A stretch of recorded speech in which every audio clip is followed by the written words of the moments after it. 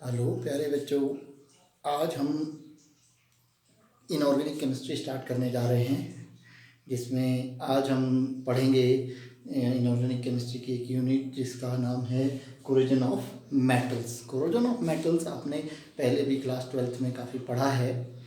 तो corrosion of metals में हमने यहाँ डिस्कस करना है आज कि कोरोजन है क्या, थोड़ा देखेंगे कोरोजन क्या है। उसके अलावा हम यहाँ बात करेंगे कि कोरोजन के कुछ एग्जाम्पल्स क्या क्या होते हैं हमारे आसपास, ठीक है। उसके अलावा हम बात करेंगे आज थ्योरीज़ कौन कौन सी हैं जो कोरोजन कैसे होता है इसको एक्सप्लेन करती हैं। थ्योरीज़ क्या क्या हैं कि हाउ कोरोजन टेक्स प्लेस, कोई मेटल कैसे कोरोड हो जाता है, ठीक है, ये बात करेंगे। उसके अलावा हम बात करेंगे कि एक थ्योरी की जो है डायरेक्ट अटैक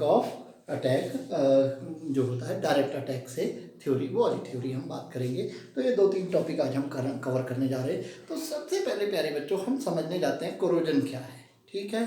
तो कोरोजन बेटा आप सब ने देखा है, क्योंकि मेटल्स तो आपने देखे ही है, कोई भी मेटल हो। और मेटल्स का सबसे सिंपल एग्जांपल जिसमें बहुत तेज़ी से कोरोजन होता है, आप आयरन जानते हैं। आयरन में कोरोजन बहुत तेज़ी से होता है। और आपने देखा होगा कोई लोहे की पुरानी चीज़ हो तो उस पर रेड रेड कुछ जमा हुआ रहता है, हल्का रेड, येलोइश रेड टाइप का कुछ बन जाता है लोहे की किसी चीज़ पे, पुराना हो जाए लोहा तो वो येलोइश रेड चीज़ क्या है, वो रस्ट है, जिसको जंग बोलते हैं। उसको क्या बोलते हैं? जंग बोलते हैं, रस्ट है। तो लोहे में जो कोरोजन होता है उसको क्या नाम देते हैं? रस्टिंग बोलते हैं, है ना। ऐसे ही सब में अलग अलग तरीके से ये कोरोजन होता है। तो जनरली कोरोजन है क्या, इसको समझते हैं। जनरली कोरोजन क्या है इसको समझते हैं। तो कोरोजन एक जो है एक प्रक्रिया है, क्या है? केमिकल प्रोसेस है या केमिकल रिएक्शन है, केमिकल प्रोसेस है, ठीक है। Corrosion is a chemical process, ठीक है, इन विच एनी सब्सटेंस डेट्रियोरेट मतलब खराब हो जाना, डेट्रियोरेट हो जाता है। एनी सब्सटेंस डेट्रियोरेट हो जाता है, खराब हो जाता है जब वो इन्वायरमेंट में खुला पड़ा रहता है। जब वो इन्वायरमेंट में खुला रहता है तो वो कोई भी जो सब्सटेंस है वो ऐसी केमिकल प्रोसेस जिसके थ्रू कोई भी सब्सटेंस जो है वो इन्वायरमेंट में पड़े पड़े खराब हो जाए, that particular thing is called what? Corrosion. Is it okay? That particular thing is called corrosion. Actually corrosion is what? In case of metals, तो सिंपली हम इसकी डेफिनेशन क्या देंगे? हम डेफिनेशन देंगे the deterioration of substance, the deterioration of substance due to the reaction with environment, reaction with environment, यानी कि substance का इन्वायरमेंट से रिएक्शन होना है और वो सब्सटेंस क्या हो जाना है? डेट्रियोरेट हो जाना है, खराब हो जाना है। जो था वो नहीं रहेगा, खराब होकर कुछ और बन जाएगा, अनयूजफुल बन जाएगा, ठीक है। डेट्रियोरेट कोई चीज़ हो गई तो वो यूजफुल नहीं रहेगी। तो हम क्या जाने, एक चीज़ कोई भी सब्सटेंस है, जनरली कोरोजन बहुत ही बड़ा टर्म है, ठीक है। इसके अंदर बहुत सारी चीज़ें, कोई भी सब्सटेंस अगर डेट्रियोरेट हो रहा है, कैसे कि उसके इन्वायरमेंट से उसकी केमिकल रिएक्शन हो रही है। इन्वायरमेंट में बहुत सारी चीज़ें हैं, तो इन्वायरमेंट में मौजूद किसी भी चीज़ से उसकी रिएक्शन हो सकती है, सब्सटेंस की उसकी रिएक्शन होगी तो ये क्या होगा? रिएक्शन हो जाएगी। ये रिएक्शन होने के बाद कुछ नया बनेगा, वो अनयूजफुल हो जाएगा, अनयूजफुल, ठीक है, अनयूजफुल हो जाएगा।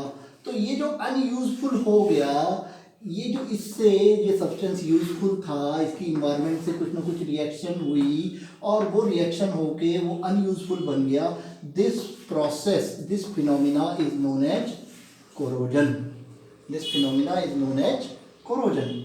ये जो फिनोमिना है इसको आप, ये पूरा घटना है, इसको आप क्या कहते हैं? कोरोजन कहते हैं। क्या ये समझ में आ गया? कोई दिक्कत नहीं है, बहुत बढ़िया है, ठीक है, बहुत आसान है। तो कोरोजन, तो अब जैसे कोरोजन को अगर हम यहाँ हम जो मेनली बात करेंगे, कोरोजन जो इम्पोर्टेंट हो जाता है कोरोजन को समझना, क्योंकि कोरोजन सबसे ज़्यादा मेटल्स में होता है।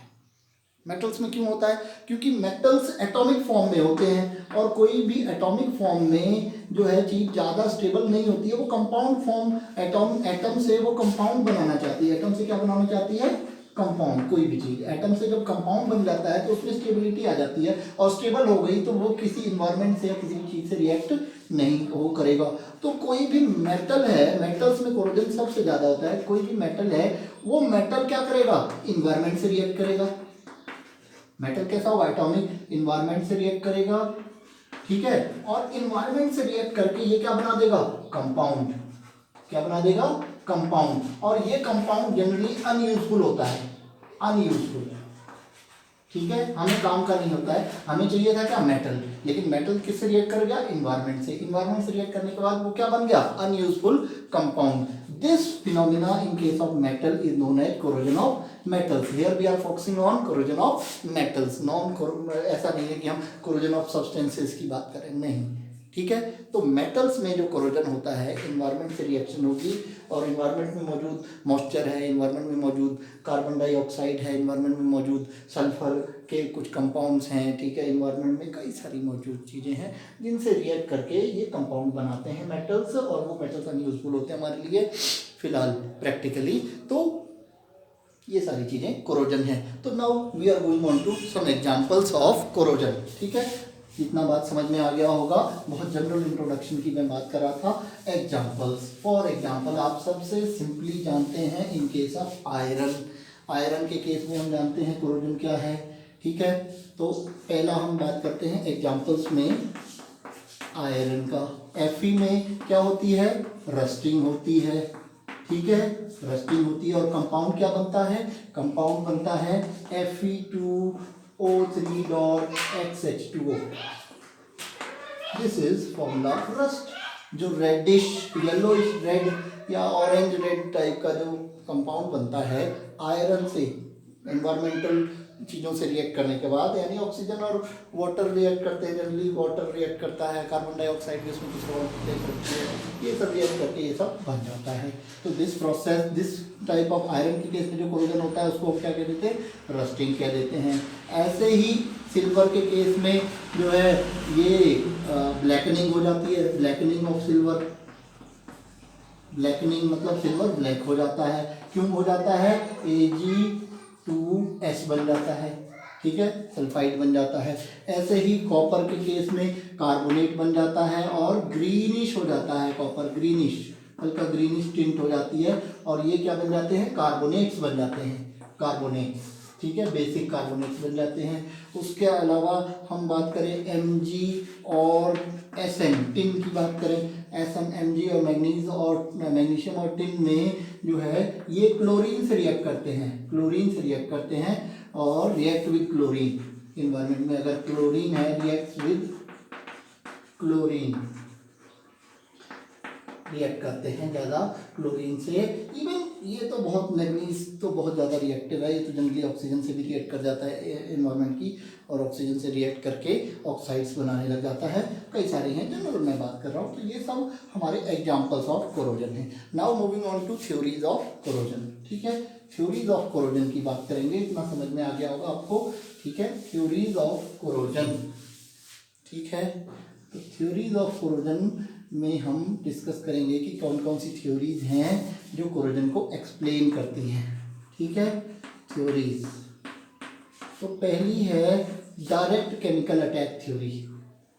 डायरेक्ट केमिकल, जिसको आज हम डिस्कस करेंगे भी, अटैक थ्योरी, ठीक है। Direct chemical attack theory.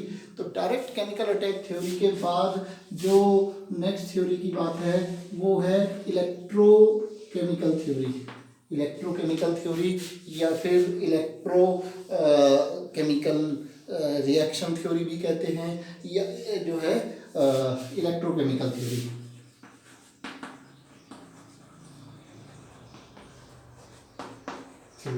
तीसरी थ्योरी जो है हमारे पास वो है acid attack theory. Acid attack theory.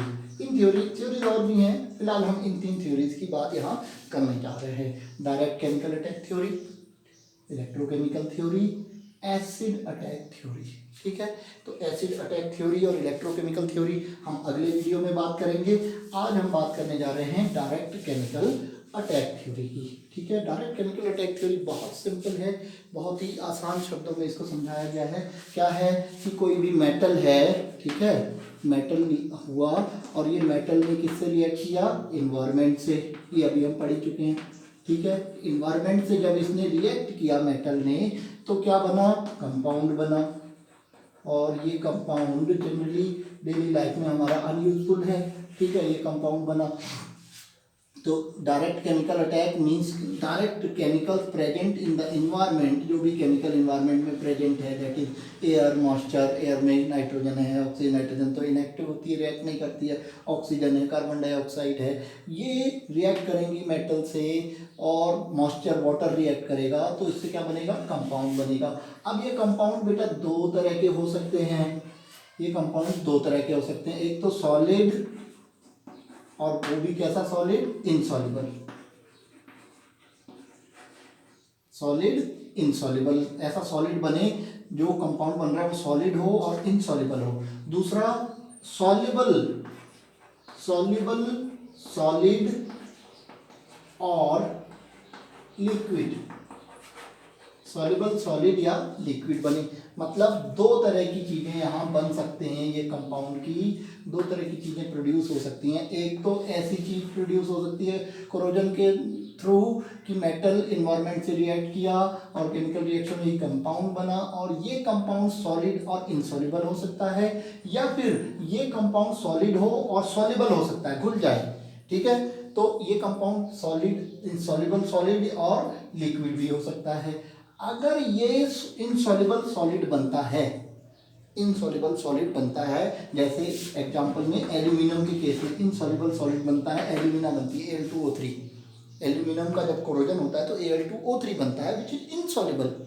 तो होता क्या है, मान लीजिए कोई एल्यूमिनियम का आर्टिकल है, इसमें कोरोजन हुआ और यहाँ पे एल्यूमिनियम ऑक्साइड बना जो इनसॉल्युबल था, वो जहाँ पे भी बनेगा उसके ऊपर एक लेयर बना देगा, और नीचे का जो एल्यूमिनियम होगा वो नीचे अब कोरोड नहीं होगा, क्योंकि ऊपर से क्या है, Al2O3 की लेयर बन चुकी है। नीचे ऊपर से क्या है, Al2O3 की लेयर बन चुकी है, और वो नीचे को प्रोटेक्ट कर देगा। यानी कि जब सॉलिड इनसॉल्युबल बनता है तो वो प्रोटेक्ट कर देता है कोरोजन को। किसको प्रोटेक्ट कर देता है, प्रोटेक्ट कोरोजन। ठीक है, कोरोजन को प्रोटेक्ट कर देता है, इनसॉल्युबल सॉलिड बनता है, ताकि क्योंकि उसकी लेयर बन जाती है। लेकिन इस केस में जब सॉल्युबल सॉलिड बनता है या लिक्विड बनता है कंपाउंड, तो वो सरफेस से हट जाता है, घुल के हट जाएगा, लिक्विड होगा तो बह के हट जाएगा, और सरफेस अनकवर्ड रह जाती है, सरफेस अनकवर्ड रह जाती है, अनकवर्ड।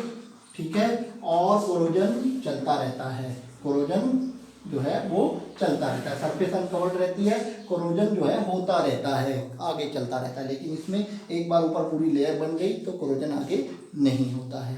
तो ये है आपकी डायरेक्ट केमिकल अटैक थ्योरी पूरी। ये आपने डायग्राम याद रखना है कि मेटल इन्वायरमेंट से रिएक्ट किया, कंपाउंड बना, कंपाउंड सॉलिड इनसॉल्युबल भी हो सकता है, सॉल्युबल लिक्विड, सॉलिड या लिक्विड भी हो सकता है, लिक्विड कंपाउंड होता है, तो लिक्विड वगैरह जो है वो हट जाते हैं, अनकवर हो जाते हैं। जैसे आयरन के केस में है, आयरन के केस में प्रॉब्लम ये आती है कि जो रस्ट बनती है वो सॉल्युबल होती है मोस्टली वाटर में, और हट जाती है उसके ऊपर से, और हट जाती है तो रस्टिंग स्टार्ट रहती है, रस्टिंग रुकती नहीं है जब तक वो पूरा का पूरा खत्म ना हो जाए।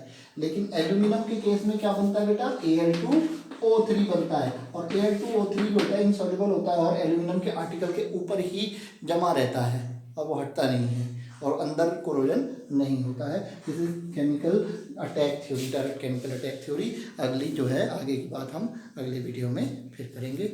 आज के लिए इतना ही, थैंक यू।